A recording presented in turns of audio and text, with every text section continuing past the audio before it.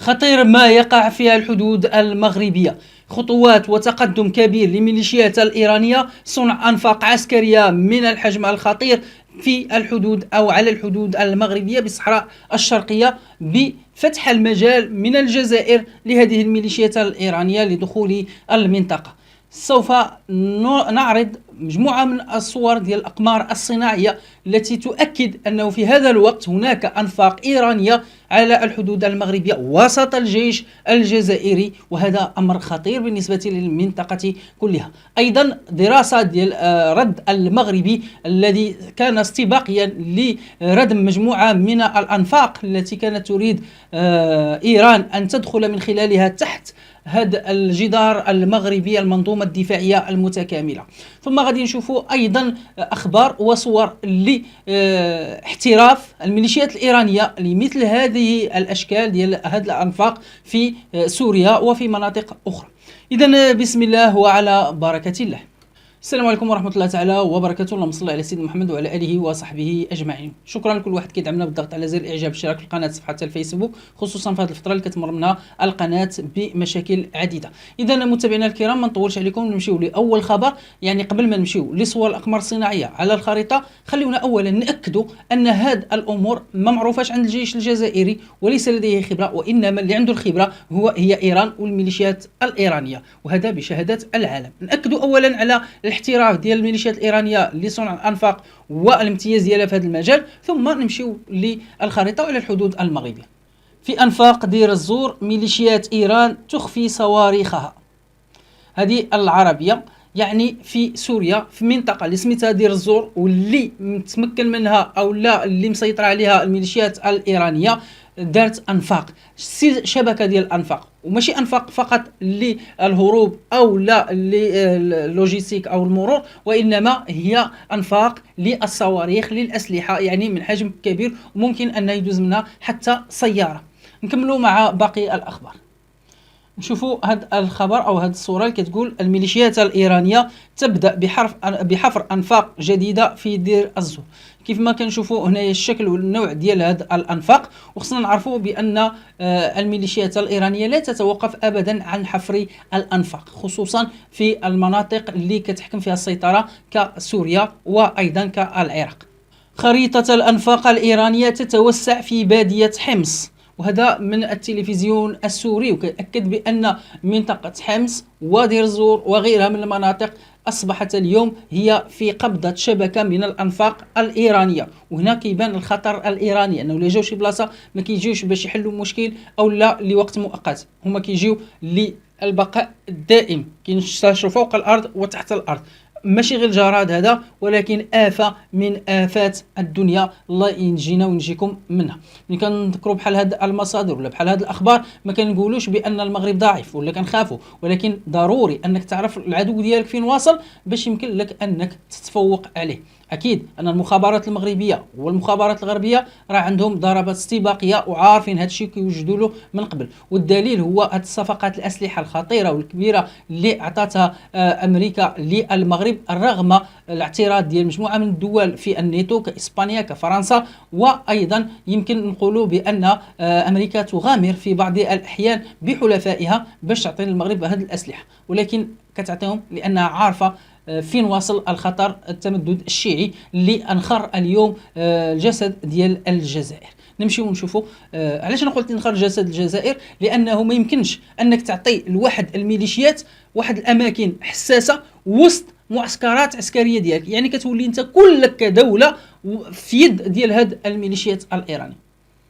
هذه الصوره من احدى الانفاق ديال ايران في ايران على السواحل الايرانيه، فكانت عرضت مجموعه من الصور ان عندها مدن تحت الارض، مدن صاروخيه تحت الارض. كيف ما شفنا في الصوره فهناك هذه الانفاق كتهز شاحنات، والعلو والكبر ديالها اكبر من حتى الشاحنه، ممكن دوز منها حتى البطاريه ديال اس 300 اس 500. المهم انا كان غير كنقول لكم باش تاخذوا فكره انها كيف ما كتبان لكم في الصوره انها كبيره.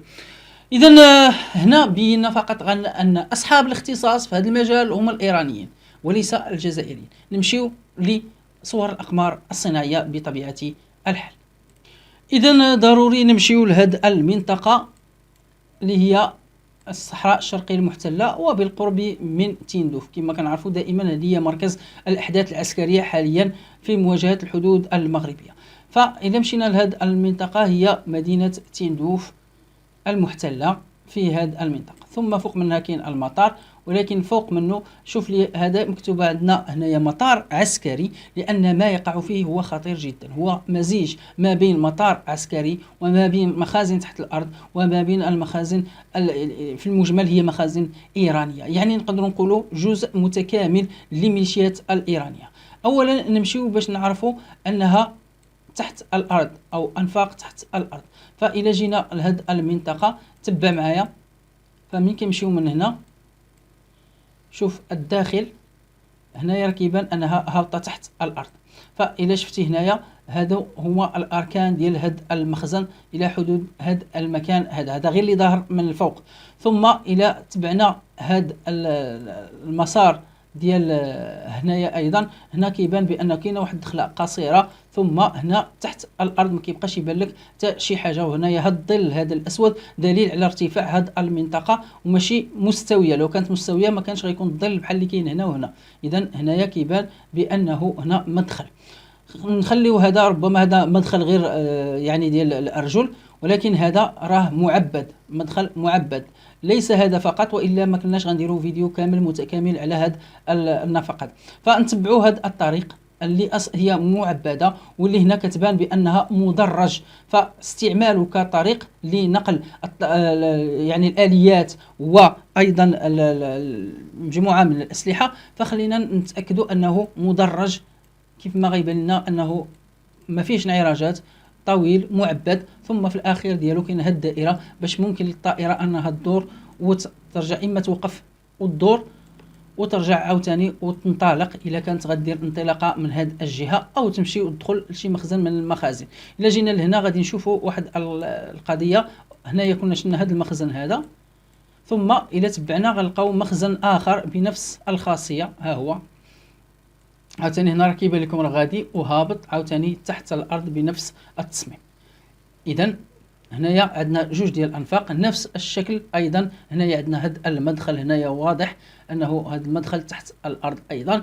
والى مشينا هنايا ايضا غادي نلقاو هذه القضيه ديال باش يدور الطائره او الاليات وترجع. فهنا يستعمل بريا وجويا.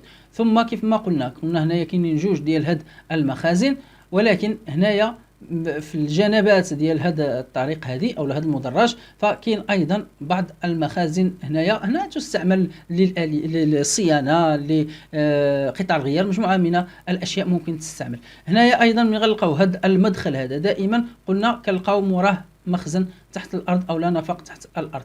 ماشي هذا هو الخطير فقط، ولكن نضيفوا عليه اشياء اخرى. نتبعوا مع هذا المدرج. هنايا ماشي مشكل، هنايا فوق الارض باينين، هنايا يمكن للاصلاح او شي حاجه بحال هكا باينه بحال شي كراجات. ولكن اجيو معايا لهنا، فإلا تبعناه وجينا حتى لهنا مثلا ندخلوا مع هذا الاخر، لاحظ معايا انه كيبان من هنايا فوق الارض، ولكن من هنا هو تحت الارض او مبني فوق منه مستوي مع الارض، بمعنى ان هناك ميلان حفرين للتحت باش من هنا يبان كارض من الفوق، ومن التحت يمكن يكون هناك شبكه انفاق اللي غاديه تحت الارض. ثم ايضا نفس الشكل الى جينا لهنايا عاوتاني باين بوضوح نفس المساله كيف ما كنشوفوا الان. ثم غادي نمشيو غنلقاو واحد اخر هنايا، هيا عاوتاني هنايا من الفوق مستوي مع الارض، اللهم واحد الانتفاخ بسيط، ولكن من التحت هنايا كاين الدخول. ايضا هنايا كذلك هذا ليس فقط تمويه، والا كانوا كل شيء غيديروا له تمويه. علاش هذا بالضبط اللي داروا له التمويه؟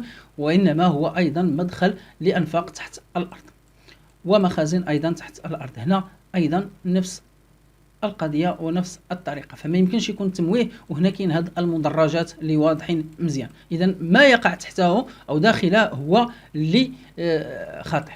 هنايا واحد اخر هنايا، وايضا هو كيف ما قلنا هذه الميليشيات الايرانيه عطاهم هذا المكان باش يديروا فيه كل ما يريدون، كل ما يحتاجون. هنا كيف ما قلنا هو عباره عن مطار عسكري بطريقه وتصميم مختلف، وايضا ما يؤكد بانه ليس جزائري، وهذا التصميم المختلف ما كاينش في المطارات العسكريه الجزائريه الاخرى، ما فيهاش هذه المخازن اللي تحت الارض اللي هي اختصاص ايراني.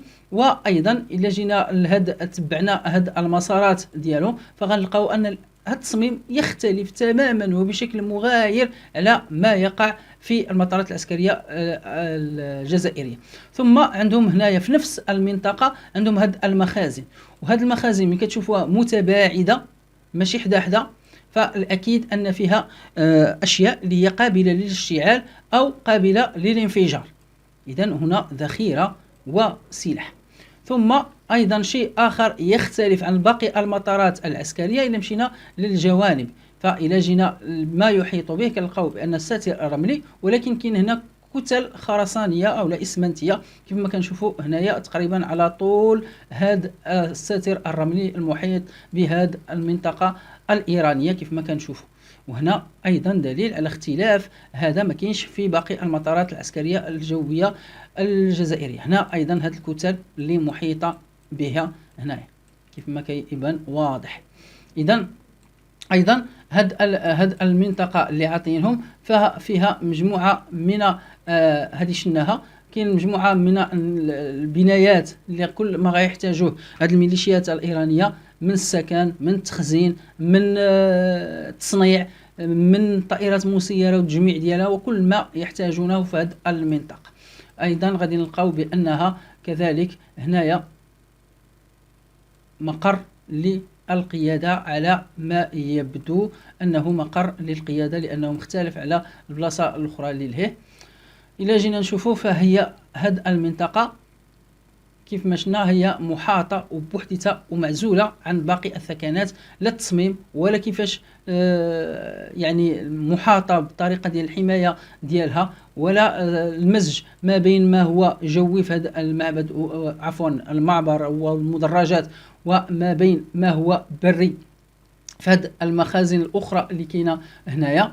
فايضا ما نساوش جانب ديال الطاقه، فمنين غيجيبوا الطاقه فمنطقه استراتيجيه وحطوهم هنايا قرب هذه محطه كهرباء للطاقه الشمسيه.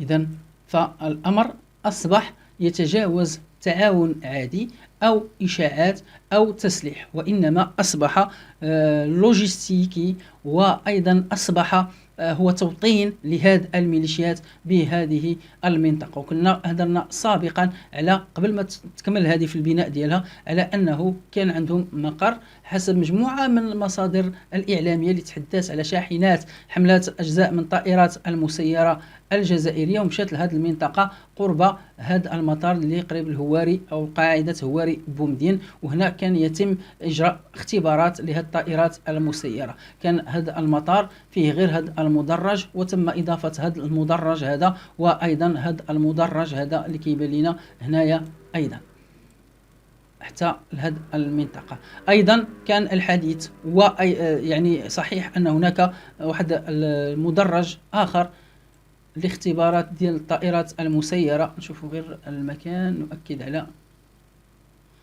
المكان في هذه النقطة هنا على ما أظن